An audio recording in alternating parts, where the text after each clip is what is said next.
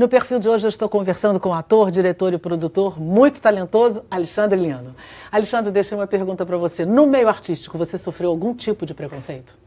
Entre os colegas, não. Enfim, foi sempre muito acolhedor e essa diferença, enfim, foi rica, né? Foi uma troca, sempre é uma troca. É difícil a gente, por exemplo, ter um elenco especial numeroso como nós tínhamos lá no Teatro Glória, aquela convivência, e as pessoas serem todas cariocas. Muito pelo contrário, cada um de um lugar diferente, né? Nós tínhamos pessoas de Curitiba, enfim, de tantas outras cidades. Mas na escola, curiosamente, aí você vê, essa é uma professora que eu não costumo falar o nome, mas eu lembro, eu sempre fui muito aficionado pela obra do Nelson Rodrigues. E escutei de uma professora me falando exatamente isso. Mas como é que você acha que você vai fazer Nelson Rodrigues falando com esse sotaque, meu querido? E aí eu respondi para ela, mas será porque eu sou nordestino e o Nelson Rodrigues também? Acho que ela esqueceu um dado importante, o Nelson é pernambucano. Né? Então, assim, é um absurdo uma professora falar algo nesse sentido, nessa dimensão, e sequer associar ao fato do nosso maior dramaturgo ser um nordestino também. Ele vivia aqui no Rio de Janeiro, como eu vivo, mas por uma opção. Sim. Né? Então, eu escutei isso. Isso foi muito doloroso na época. Te causou uma espécie de não estou no lugar certo, quero desistir, ou foi o contrário? Não, agora que eu vou mostrar que eu posso. Foi o contrário. Eu fiz, eu acho que 5 ou 6 peças do Nelson já depois disso. E vamos combinar que ela deve ter assistido algumas. Algumas, muito exatamente. Provavelmente ela assistiu. Exatamente. E o que eu acho curioso é que a gente deveria lembrar que se é um lugar onde o preconceito não cabe, é no teatro. Exato. Não é? Seja ele qual for, de beleza, de raça, seja qual for a ideia do preconceito, no teatro isso não cabe, né? E ainda temos pessoas que fazem essas coisas e que falam essas bobagens, né? Depois você saiu da Martins Pena, foi para o Bujanra e ali você começou sua vida profissional e você você virou produtor também e você tem uma empresa chamada Cine Teatro, que você se dedica muito ao teatro documental, como eu coloquei, ao teatro investigativo. Por onde começou essa sua vontade, essa sua vocação? Você acha que é um hiato, que isso não tem e você ocupou um espaço, ou foi uma vontade natural mesmo? Dentro da minha formação, ela teve essa passagem pela Martins Pena, que enfim, acabei não concluindo, mas depois eu fiz uma graduação em cinema. Sim. E no cinema, a minha especialização é em documentário. Minha conclusão final, seja em tese e o trabalho prático, foi um filme documental. E esse foi um lugar que me fascinou, e até hoje me fascina, né? A vida, eu acho que ela me dá muito mais material, aliás, ela me dá o material necessário e, inclusive, textualmente, naquilo que eu acredito que tenha mais potência de que qualquer possibilidade de ficcionalização desse trabalho. Então, eu fui fascinado com o universo dos documentários na universidade, estudando Eduardo Coutinho, enfim, João Moreira Salles e tantos outros, enfim, tantos brasileiros quanto estrangeiros, que eu acho que eu quero transpor isso para o teatro. Eu quero levar, né? O teatro documental é um teatro que se discute pouco, né? Existe uma literatura muito pequena sobre ele.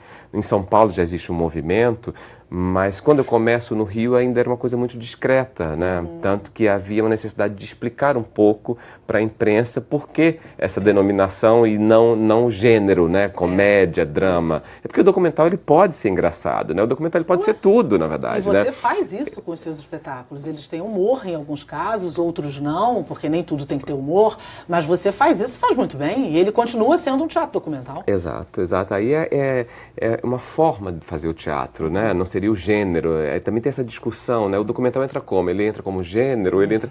Enfim, então tem toda uma questão ainda a se discutir muito sobre teatro documentário, mas o meu caso veio ligado ao cinema, sem dúvida nenhuma. Foi lá que eu descobri, aí depois eu fui fazer minha especialização em artes cênicas, e aí levei essa mesma discussão, enfim, para o meu trabalho final. E até hoje eu investigo isso direto, né? Tem movimentos muito interessantes no mundo afora, né? Na Argentina tem a Vivi Telas, que é uma pessoa que eu admiro imensamente com esse trabalho. Em Londres nós temos um movimento, em Nova York também. Então, assim, hoje eu fico buscando realmente essas referências mundo afora e estudando sobre isso para entender em que momento nós estamos também, em que momento que eu estou em relação a isso, né? Como é que está esse meu trabalho, enfim, porque no primeiro momento se associava muito o documental quase como algo jornalístico, e que não é, absolutamente, é teatro, né? É uma outra leitura, uma forma de ler o documento, se assim quer se falar, dentro da possibilidade teatral. Então ele ganha outras camadas. Então eu fico buscando no mundo inteiro como é que está sendo feito isso hoje em dia. A Vivi Telas é um grande nome aqui próximo da gente. Hoje ela não está mais na Argentina, mas deixou um legado realmente riquíssimo da investigação dela, inclusive de um trabalho que eu quero buscar, que é a inclusão do não ator dentro no palco, né? Que seria? Que é... Qual trabalho se diz especificamente? Aí seria um trabalho novo que a gente está buscando essa experimentação também, né? Que é riquíssimo. A Vivi é uma das pioneiras, sem dúvida nenhuma. Mas acho que aqui no Rio de Janeiro, talvez no Brasil, você seja o único, um dos poucos, que trabalha com essa linha continuamente, usando a pesquisa e levando para o palco, usando a pesquisa e levando para o palco. Eu acho que você... Se não é o único, é um dos raros, não é? Que faz esse tipo de... Eu acho que sim, de teatro documental assim de relevância, que chega realmente no público. Eu acho que esse mérito, por enquanto, ainda é bastante seu. Não é? Como diz outro, para o bem ou para o mal, mas ele é seu, não é? E infelizmente tem sido para o bem. Você também é produtor.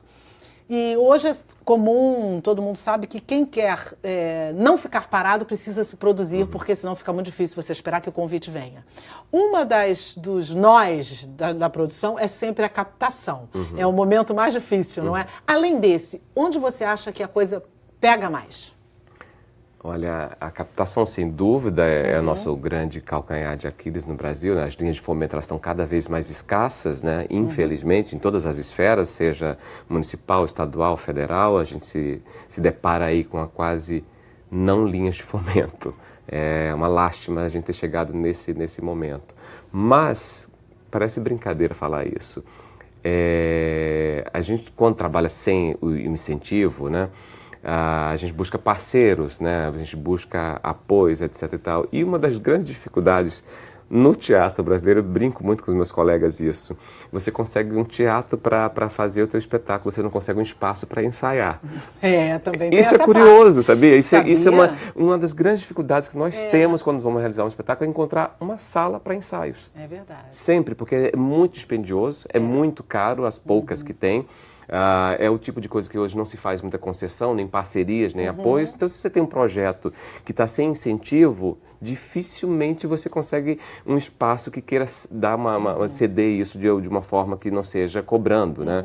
Então, essa é uma grande dificuldade no Rio de Janeiro. Não sei, não digo a título do Brasil, mas no Rio é bastante difícil. E nessa área de produzir, ela tem muitos caminhos. A captação a gente acabou de ver que é um caminho difícil, você acabou de citar outro momento difícil, que é essa questão da sala de ensaio, mas o que na verdade faz você ter motivação de continuar produtor? Eu te pergunto isso porque você já é um ator com uma história, você já é um ator que já disse ao que veio, então você já sabe que outros poderiam te produzir, ou te convidar, mas você continua fazendo isso e fazendo com interesse. Por que você ainda insiste nisso? Tem um lugar muito especial de você realizar, como a Bu falava, né? Não porque nós sejamos gênios porque realizamos, mas somos corajosos. Que era outra palavra que a Bu gostava sempre de ecoar naquele teatro. Coragem, coragem, coragem é o que nos resta. Eu adorava, achava sensacional isso. É a vontade de falar aquilo que você acredita. E quando você faz projetos de terceiros, às vezes você está falando a verdade do outro, não a sua, não aquilo que de fato você acredita, né? Quando eu crio uma trilogia nordestina falando de domésticas, falando do nordestino, da migração e agora do porteiro, e isso vira um lugar especial na minha trajetória, é porque eu sou, né? Eu tenho esse compromisso com o meu povo, com a minha realidade, e eu quero dar uma dimensão que seja a vida ou a ficção não dão. Ou seja, que é o protagonismo para essas pessoas. Né? Então, eu, enquanto realizador, eu posso dizer, eu vou colocar domésticas no lugar do protagonismo, sim. Eu vou colocar nordestinos falando em primeiro plano, sim. O porteiro aqui, ele não vai abrir e fechar a porta. Ele vai ser o protagonista, ele vai só lá nesse teatro. Ele que vai comandar isso aqui tudo. É ele que vai mandar nisso. Vocês vão ouvir esse porteiro falar por 2 horas, coisa que você passa às vezes pela sua portaria e não responde o bom dia que ele te fala. Então, esse lugar eu não vou perder nunca, sabe assim, porque é um tesouro isso, Rogério. Você dizer assim, eu escolho, né? Eu quero isso, eu escolho as pessoas com quem eu trabalho. Mas, hoje, com muitos trabalhos realizados e esse lugar as pessoas assistem, enfim, eu tenho um público muito fiel já aos trabalhos, tem uma linha de trabalho que ela já dialoga muito, tá? As pessoas acabam acompanhando. E muitos amigos acabam me convidando, por exemplo, eu vou fazer um espetáculo agora em janeiro, que é um convite do Daniel Dias, uma peça, enfim, linda, chamada Sossegue o Louco.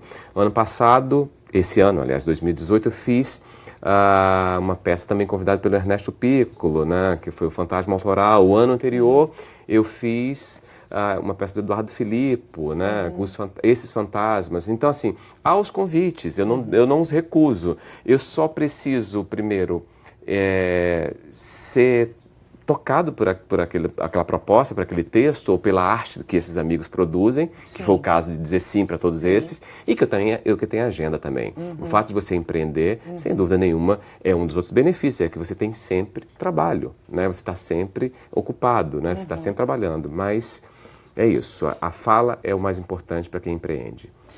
Voltando à história do patrocínio, por exemplo, do teatro investigativo de um teatro documental, que não é um teatro conhecido nem tanto pelo público, que já é um pouco mais, mas não é, vamos dizer, não está na primeira linha do interesse do apoiador, do patrocinador. É mais difícil para você captar por conta desse tipo de teatro que você faz, que você empreende? É mais difícil quando você não defende muito bem. Eu sempre falo isso, eu dou alguns cursos, né? Enfim, eu dou menos aula que gostaria por conta de tempo, porque atuar realmente é o trabalho que mais me interessa, né? Dentre as outras coisas que faço. Então, mas eventualmente eu dou um curso numa pós-graduação, enfim, que chama-se Artista Empreendedor. Sim. E eu falo sempre, a dificuldade não está no tipo de teatro, não está no gênero, não está no formato, não está se ele tem atores conhecidos, estelares ou não. Está de como você defende a tua proposta, né? Como você elabora aquilo tudo. Ela vai se tornar atrativa ou menos atrativa, né? Óbvio, existe a questão das relações, isso é outro âmbito, né? Óbvio que você tem uma relação íntima com uma pessoa que é o dono da empresa XYZ, isso me facilita a vida, isso é outro lugar. Mas fora isso, trabalhando dentro do senso democrático, né? De um edital ou de uma captação, enfim, que seja comum para todos, é o trabalho que define isso. É como você elabora, é como você escreve, é como você defende o teu trabalho. Então, não tem trabalho bom ou ruim, tem trabalho mal defendido. E isso é definitivo. E eu te pergunto, a sua linha de pesquisa começa por onde? Você conversa com pessoas, você busca realmente essa realidade ali no tete-a-tete para construir? Porque nordestinos você mais ou menos transita nesse caminho. Você sabe mais ou menos o que dizer, o que falar e o que sentir. E nas outras áreas?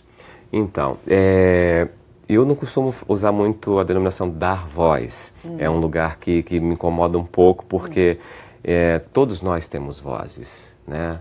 Nós não temos, às vezes, quem escute as nossas histórias. Então, como o teatro, a arte do teatro é contar histórias, eu tenho aí essa ferramenta poderosíssima, que é poder contar a história de outras pessoas. Então, eu sempre coloco esse lugar. Quando eu saio do campo do nordestino e tento invadir outros lugares que não são tão íntimos assim, a primeira coisa, isso é a premissa do documental, é a relação, é ouvir essas histórias, né? Então, quando eu falo de cegos em volúpia da cegueira e sobre a sexualidade deles, eu jamais faria isso sem que eu tivesse completamente relacionado intimamente e sem que eles fossem os protagonistas de todo aquele material que está vindo para o meu autor, que está vindo para toda a minha equipe, né?